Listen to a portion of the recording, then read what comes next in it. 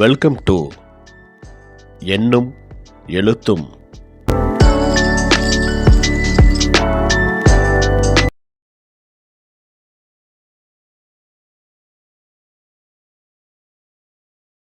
ஆசிரியர்கள், பெற்றோர்கள் அனைவருக்கும் வணக்கம். 4ஆம் வகுப்பு தமிழ் பாடம் முதல் பருவம் பயிற்சி புத்தகத்தில் முதல் பாடம் அன்னை தமிழே. இந்த பாடப்பகுதியில் கொடுக்கப்பட்டுள்ள வினாக்கள் மற்றும் அதற்கான சரியான பதில் என்ன அப்படிங்கிறத இந்த வீடியோவில் பார்க்கலாம். நினைவுகள் மலரட்டும். இவர்கள் யார் என கண்டுபிடித்து எழுதுவோமா அப்படின்னு கேட்டிருக்காங்க. உருவங்கள் கொடுத்துருக்காங்க பாருங்கள். ஒவ்வொரு உருவத்துக்கும் ஒவ்வொரு எழுத்துக்கள் கொடுத்துருக்காங்க. கீழே பாருங்கள் 3 படம் கொடுத்துருக்காங்க. மேலே கொடுக்கப்பட்டுள்ள அந்த உருவங்களை பயன்படுத்தி இந்த படத்தை கிரியேட் பண்ணியிருக்காங்க. ஒவ்வொரு உருவத்துக்கும் என்ன எழுத்துக்கள் அப்படிங்கிறத மேலே கண்டுபிடித்து கீழே கொடுக்கப்பட்டுள்ள அந்த இடத்துல எழுதியிருக்காங்க பாருங்கள். இந்த எழுதப்பட்ட இந்த எழுத்துக்களை வரிசைப்படுத்தி கீழே பார்க்கும்போது சிங்கம் அப்படின்ட்டு ஒரு வார்த்தை கிடைக்குது. அதே போல் பக்கத்தில் நாமளும் எழுதியிருக்கிறோம் கங்காரு, சிறுத்தை. இதே போல் குழந்தைகளுக்கு பயிற்சி கொடுங்க. கீழேயும் அதே போல் பாருங்கள் நீர் யானை, வரி குதிரை, காகம். இதே போல் வார்த்தைகள் கிடைக்கும். படங்களுக்குரிய பெயர்களை கட்டங்களில் நிரப்புவோம் அப்படின்ட்டு 3 படங்கள் இருக்குது. 1, 2, 3 அப்படின்னு போட்டிருக்காங்க. ஒவ்வொரு படத்துக்கும் என்ன பெயர் அப்படிங்கிறத பக்கத்தில் கட்டத்தில் நாம் வரிசைப்படுத்தி எழுதியிருக்கிறோம் பாருங்கள். தட்டு, பெட்டி, வீடு. இதே போல் குழந்தைகள்கிட்ட கேட்டால் ஈஸியாக அவங்களே கண்டுபிடிச்சி சொல்லுவாங்க. அடுத்து மேளம், சோளம், மரம். அடுத்து நத்தை, மெத்தை, குழந்தை. வாத்து, வாழை, தும்பி. இதே போல் இந்த கட்டங்களை நிரப்ப சொல்லுங்கள். அடுத்த பக்கத்தில் பறவைகளின் பெயர்களை எழுதுவேன் அப்படின்ட்டு ஒரு படம் கொடுத்துருக்காங்க. இந்த படத்தை பார்த்து கீழே இங்கே உள்ள பறவைகளின் பெயர்களை கோட்டில் எழுத சொல்லுங்கள். மயில், நாரை, ஆந்தை, புறா, கொக்கு, கோழி, வல்லூறு, குயில், வாத்து, சேவல், கிளி, காகம், குருவி, வௌவால், தூக்கணாங்குருவி, மைனா, தேன்சிட்டு. இதே போல் பறவைகளுடைய பெயர்களை இந்த படத்தில் உள்ள பறவைகளுடைய பெயர்களை கீழே எழுத சொல்லுங்கள். யார் எதை சாப்பிட்டு இருப்பார்கள்? வரைவேன், வண்ணமிடுவேன், எழுதுவேன் அப்படின்னு கேட்டிருக்காங்க. படத்தை பார்த்துட்டு பக்கத்தில் அந்த விலங்கோட பெயரையும் என்ன சாப்பிட்ருக்கு, என்ன கையில் வச்சுருக்கு அப்படிங்கிறத பார்த்து எழுத சொல்லியிருக்காங்க. வாத்து, மீன், குரங்கு, வாழைப்பழம், நத்தை, இலை, எலி, நிலக்கடலை, குதிரை, இளநீர். படத்தை பார்ப்பேன், நிகழ்வை எழுதுவேன் அப்படின்ட்டு ஒட்டக சிவங்கி படம் போட்டிருக்காங்க. அதை பற்றி பக்கத்தில் எழுதியிருக்காங்க. அதே போல் கீழே பாருங்கள் 3 படங்கள் இருக்குது. அதுக்கு பொருத்தமான வாக்கியங்களை நாம் எழுதி காட்டியிருக்கிறோம். 2வது பாருங்கள் வட்டங்களும் முக்கோணங்களும் வரைந்தேன், பூனை ஆகியது, விளையாட பந்தும் வரைந்தேன். அடுத்து யானைக்கு யானை குருவிகளோடு விளையாட நினைத்தது, குருவியோ யானையை விளையாட்டு பொருளாக நினைத்தது. 3வது டைனோசர் முட்டையிலிருந்து குட்டி டைனோசர் வரும்போது நட்சத்திர மீன் அங்கு வந்தது. இதே போல் பொருத்தமான வாக்கியங்களை இதை பார்த்து கூட எழுத சொல்லுங்கள்.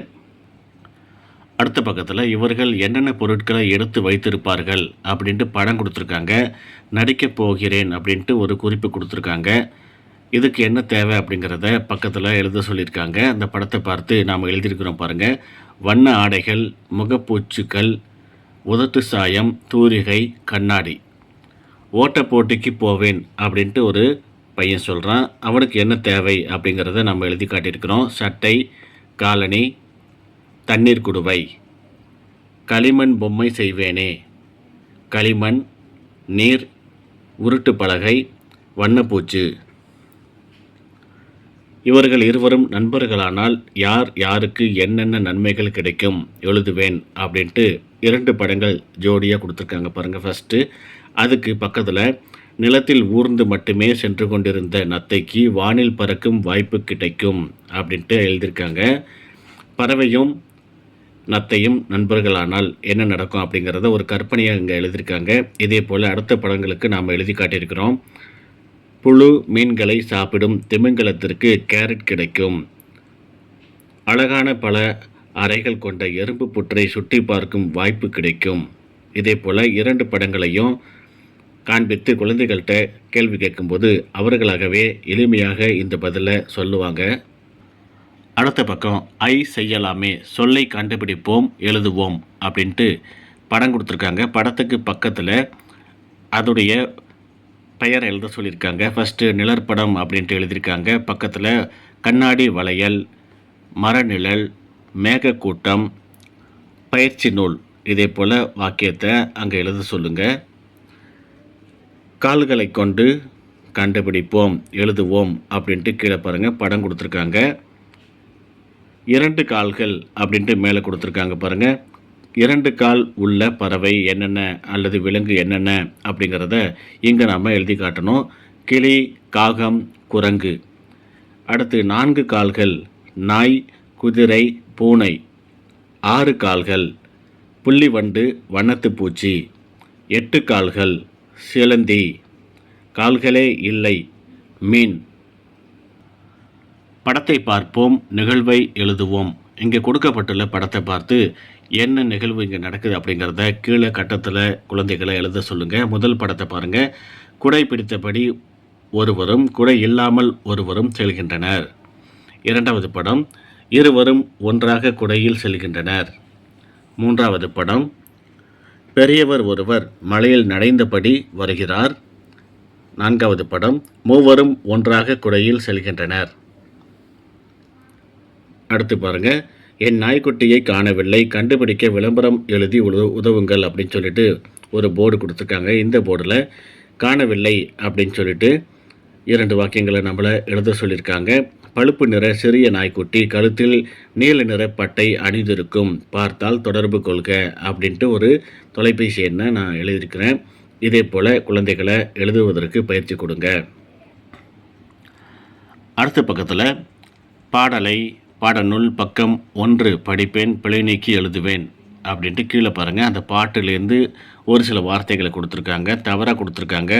சரியான எழுத்துக்களை நிரப்பி நாம் அதை திருப்பி எழுதி காட்டியிருக்கிறோம். தமிழே, வளர்ப்பவளே, புகழ்வதற்கே, விளையாட, கலந்தவளே. படிப்பேன், பொருத்தமான சொற்களால் நிரப்புவேன். கீழே கொடுக்கப்பட்டுள்ள விடுபட்ட இடத்துல மேலே உள்ள 5 வார்த்தைகள் கொடுத்துருக்காங்க பாருங்கள். அன்னை, புகழ், விளையாட்டு, உலக, தமிழ். இந்த வார்த்தைகளை பொருத்தமான இடத்துல நிரப்ப சொல்லியிருக்காங்க. கீழே நம்ம நிரப்பி காட்டியிருக்கிறோம் பாருங்கள். ஃபஸ்ட்டு தமிழ், விளையாட்டு, உலக, புகழ், அன்னை.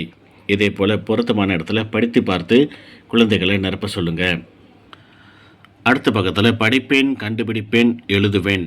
இங்கே கொடுக்கப்பட்டுள்ள இந்த பகுதியை குழந்தைகளை வாசித்து பார்க்க சொல்லுங்கள். அதுக்கு பிறகு கீழே பாருங்கள், பத்தியை படிப்பேன், சரியான தெரிவிற்கு வண்ணமிடுவேன் அப்படின்னு இருக்குது. இந்த பத்தியை குழந்தைகளை வாசிக்க சொல்லுங்கள். கீழே பாருங்கள் கேள்விகள். முதல் கேள்வி, இப்பத்தியில் கவிஞர் எதன் சிறப்பை கூறுகிறார்? தமிழ் மொழி. ஈயண்ணா, அதுக்கு வண்ணமிட்டிருக்கோம் பாருங்கள். 2வது, எதற்காக இவ்வுலகில் பிறப்பெடுப்பதாக கவிஞர் கூறுகிறார்?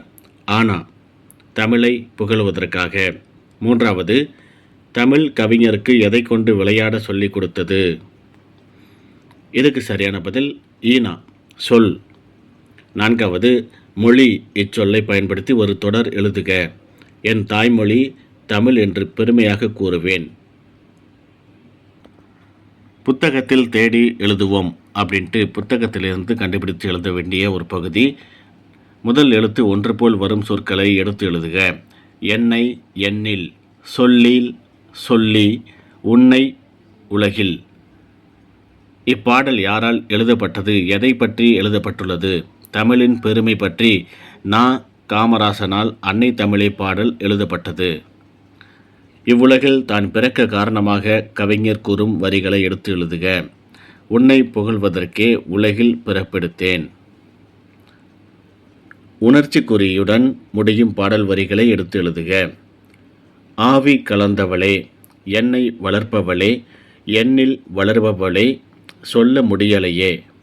இதே போல் அந்த உணர்ச்சி வாக்கியத்தோடு கூடிய அந்த குறியோடு எடுத்து நம்ம எழுதி காட்டணும். அடுத்த பக்கம் படக்கதையை படிப்போம் அப்படின்ட்டு ஒரு கதை கொடுத்துருக்காங்க. இந்த கதை பகுதியை குழந்தைகளை வாசிக்க சொல்லுங்கள்.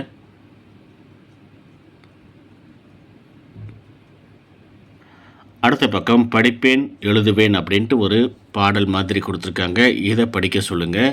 கீழே பாருங்கள்.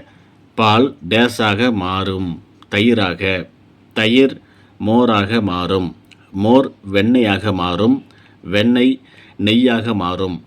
இந்த கோடிட்ட பகுதிகளை நிரப்ப சொல்லுங்கள். படிப்பேன் விடையை கண்டுபிடிப்பேன். இந்த பகுதியை படிக்க சொல்லுங்கள். கீழே கேட்கப்பட்டுள்ள கேள்வியை பாருங்கள். காட்டுக்குள் ஓநாய்கள் என்ன செய்து கொண்டிருந்தன? காட்டுக்குள் ஓநாய்கள் கூட்டமாக மகிழ்ச்சியுடன் இருந்தன. அடுத்த பக்கம் உரையாடலை படிப்பேன் தொடர்ந்து எழுதுவேன் அப்படின்ட்டு ஒரு உரையாடல் கொடுத்துருக்காங்க. இந்த உரையாடலை குழந்தைகளை வாசிக்க சொல்லுங்கள். கீழே 2 டேஷ் கொடுத்துருக்காங்க பாருங்கள். ஃபஸ்ட்டு வெட்டக்கூடிய காய் எது தெரியுமா அப்படின்ட்டு ஒரு கேள்வி. அடுத்து கத்திரிக்காய். அடுத்து கையில் பிடிக்க முடியாத வில் எது? வானவில். இந்த 2 கோட்டையும் நிரப்பணும். அடுத்த பக்கத்தில் கதையை படித்து படக்கதையை நிறைவு செய்வேன் அப்படின்ட்டு ஒரு கதை கொடுத்துருக்காங்க.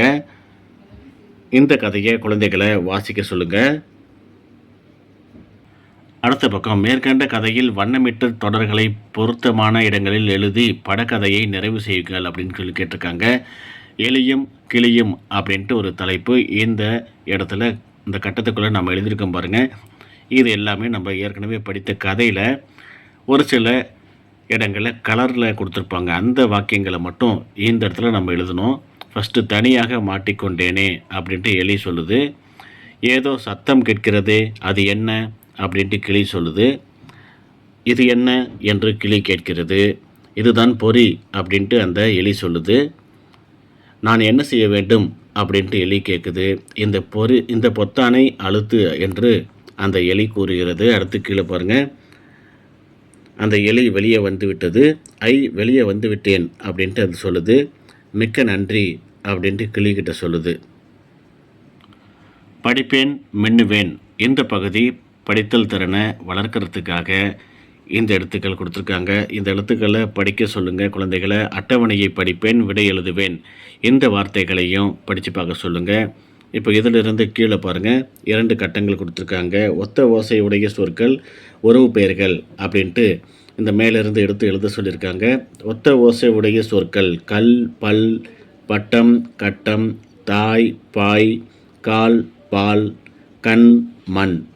உறவு பெயர்கள் மாமா, மகன், தாத்தா, மகள், தாய், நண்பர். இதே போல் மேலிருந்து எடுத்து இங்கே எழுத சொல்லுங்கள். அடுத்த பக்கம் படிப்பேன் மகிழ்வேன் அப்படின்ட்டு கொடுத்துருக்காங்க. இதை குழந்தைகளை வாசிக்க சொல்லுங்கள்.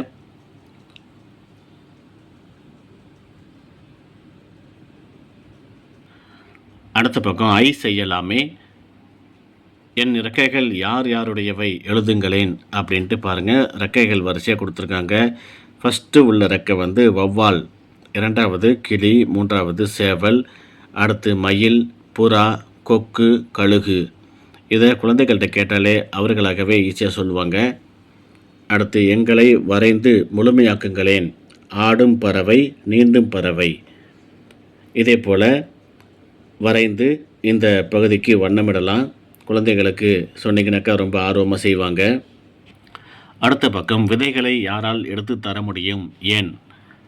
குகை இருட்டில் உள்ள விதைகள் அப்படின்ட்டு குறிப்பு கொடுத்துருக்காங்க. ஆந்தை, ஏனெனில் ஆந்தைக்கு இருட்டில் கண் தெரியும். தாழ்வான பகுதியில் கழுகு, ஏனென்றால் கழுகுக்கு கூர்மையான பார்வைத்திறன் உண்டு. உயரமான மரத்தின் கிளைகளுக்கு இடையில் குரங்கு, ஏனென்றால் குரங்கு தான் வேகமாக மரத்தில் ஏறும், கிளைக்கு கிளை தாவும். அடுத்து உங்களுக்கு பிடித்த பறவையிடம் நீங்கள் என்ன பேசுவீர்கள் எழுதுங்கள் அப்படின்னு சொல்லி கேட்டிருக்காங்க. அழகு மயிலே, நீ எங்கு இருப்பாய்? நான் காட்டில் இருப்பேன். உன் இறகு எனக்கு பிடிக்கும், உனக்கு வேண்டுமா? இதே போல் ஒரு உரையாடலை குழந்தைகளை வேறு பறவை கூட பேசுவது போல் இங்கே எழுதிக்கலாம்.